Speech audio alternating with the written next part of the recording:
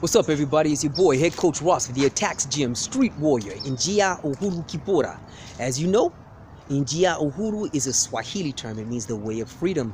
Kipora is the Kikongo term, which refers to the ancient Kikongo art. Incredible, far-reaching Kikongo art, which refers to the movement skills of the roosters, the zebra, the serpents, the snakes, the deadly Congo snakes, and various other dexterous animals, which was mispronounced as capoeira in 1712 by Hafia Bluto, and the same art Kipora was used by the Lamtun and the Gudala, the correct African names, the correct African terminology for the ethnic groups that you guys miscall the Moors, and whom conquered Europe from the Iberian Peninsula, that's where Spain and Portugal is, all the way to the central part of Europe, to the little bit past the middle of France.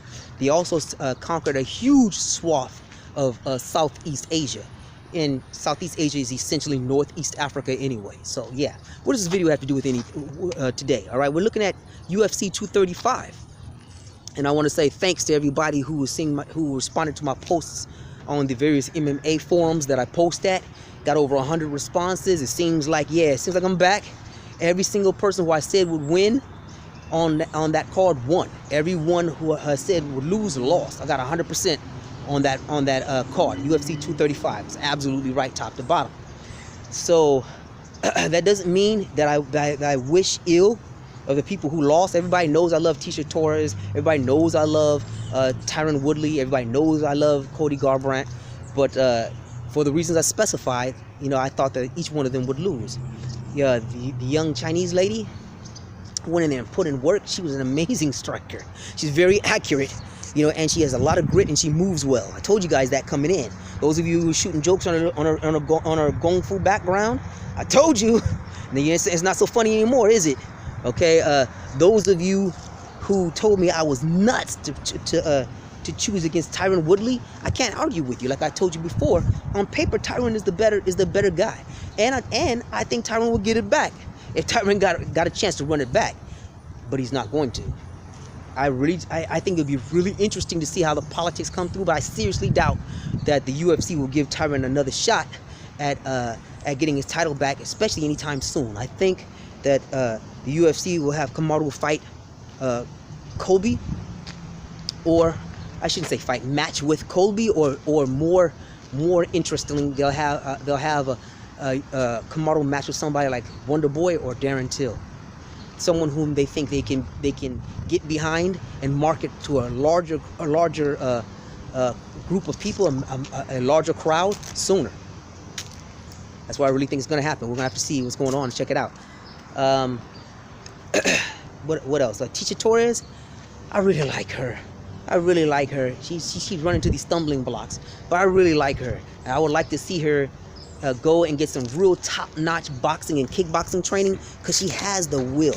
She really has the will.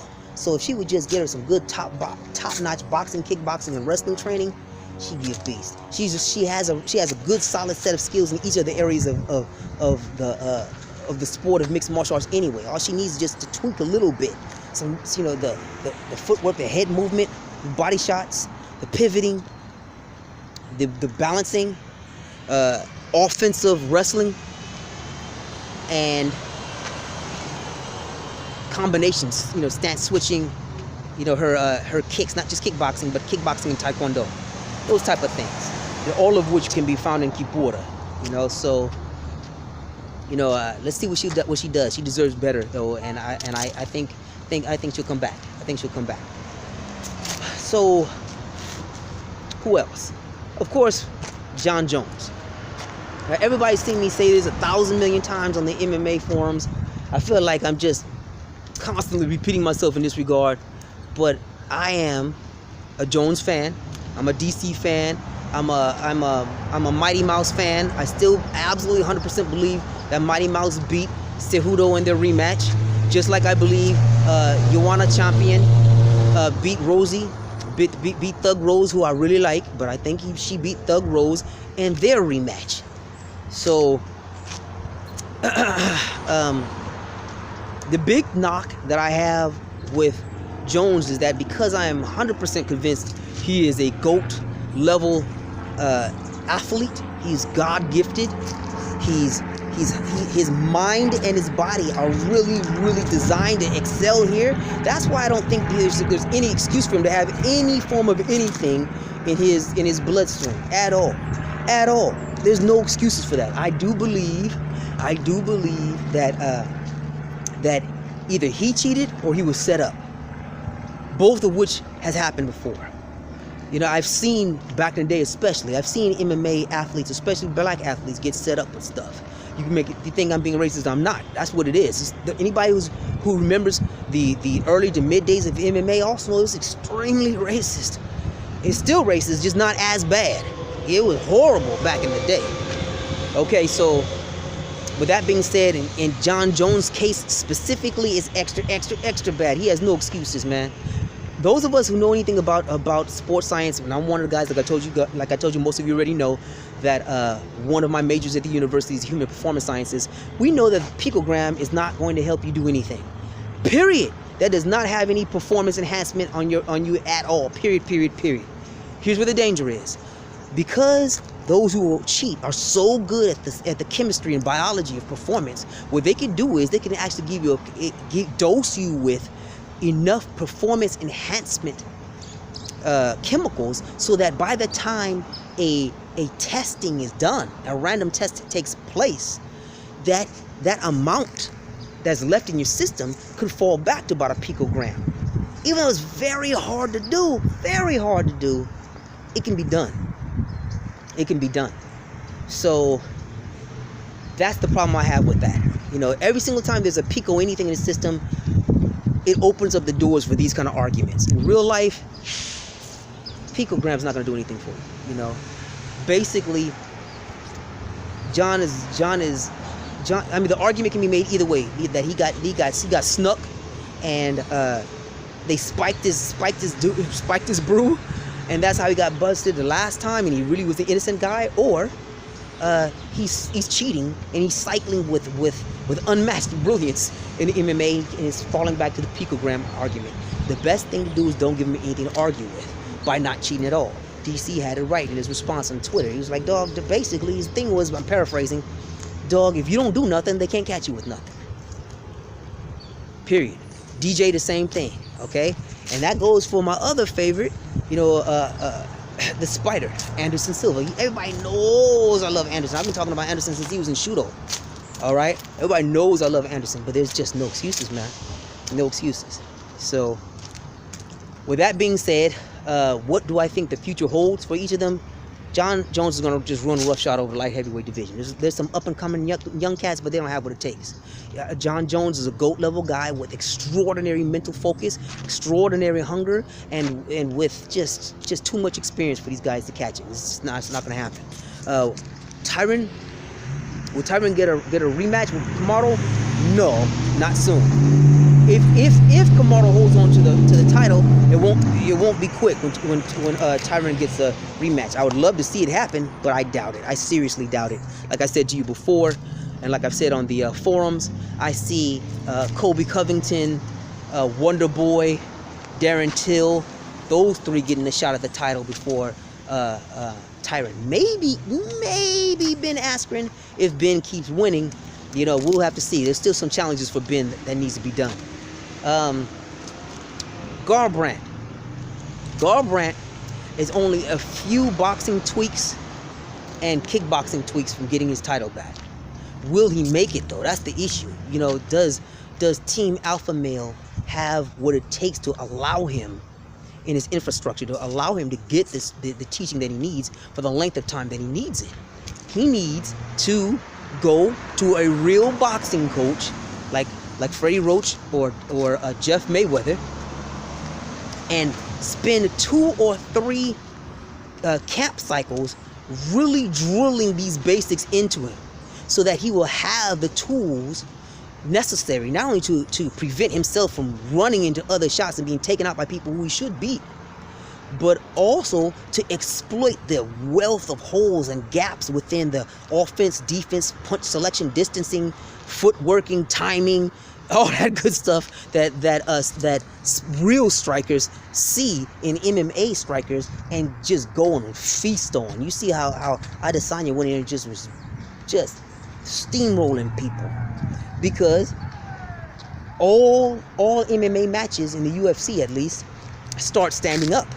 And if you have that kind of an advantage in ring generalship, distancing, timing, feinting, arsenal of punches and all that good stuff, you can beat these guys, because you know the one thing they're going to do is, just like with Anderson in his prime, and even now, the whole idea is get Anderson off his feet, get Adesanya off his feet, get any of these real strikers off their feet. That's the whole idea. So you just train your training camp over and over and over again to prevent yourself from being taken down.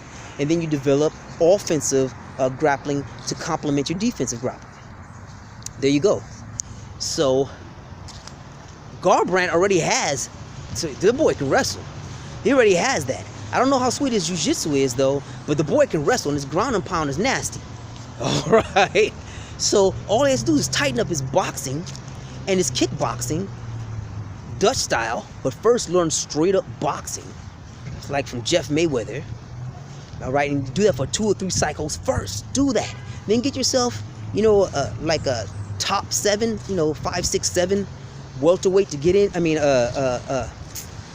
lightweight, whatever the hell, bantamweight that he's in with.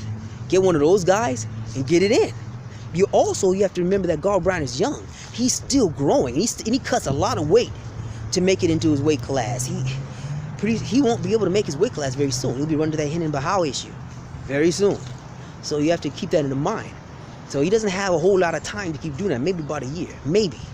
After that, his body's gonna be like, you are going up in weight class, and that's that. So keep that in mind. All these factors are coming into play. So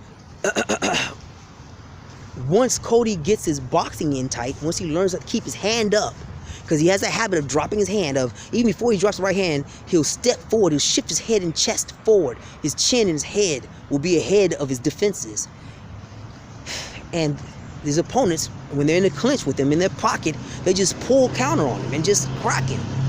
He's learned that the hard way. He's learned to do that over and over and over again through Team Alpha Male. It's been drilled into him. That's why he need about 3 training camps to just rectifying those issues and developing and sharpening the complementary boxing skills that come from that.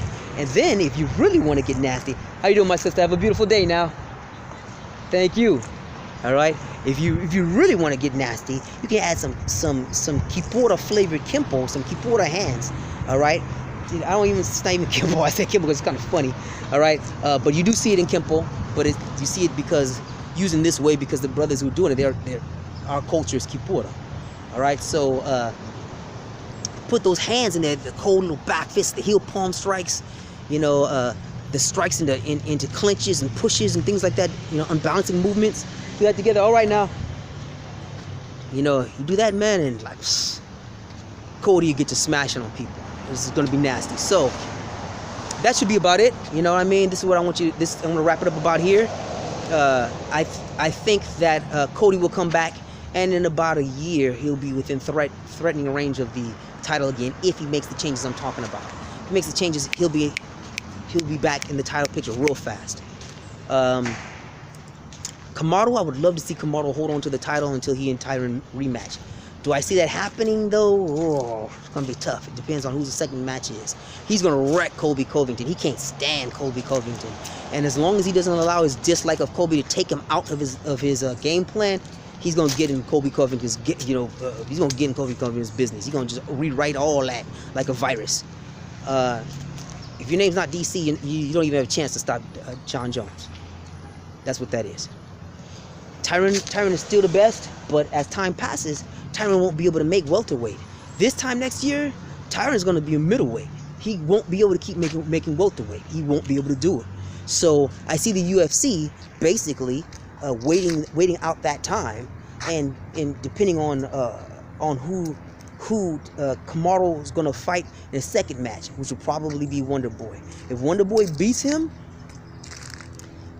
Tyron's not going to get another chance at the title.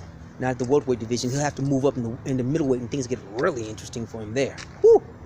You know, it's going to be really interesting. But Tyron already has a plan for the middleweight division anyway. So we're going to have to see how that's going to go, all right? And listen, I need all of you who are watching this video, I need you to hit the subscribe button. I need you to share this. I need you to hit me with a like. I need you to hit the notification bell so you see whenever my new videos are coming up. And I want you to drop a comment. Let me know what the hell I'm talking about. Or like, oh, Ross, you don't know what the hell you're talking about. Tell me what your thoughts are. Tell me what your predictions were. I got 100% on this one, UFC 235. Make me feel like I'm going to get on another 6-7 year run when I got every single match and every single MMA card, not just UFC, MMA card, right. You know? So, yeah. Tell me what your thoughts are, all right? I'm about to drop another video. Y'all take care of yourselves. Head Coach Ross with the ATACX Gym, Street Warrior, in Gia Uhuru. Asante sana, Amani, Ashe.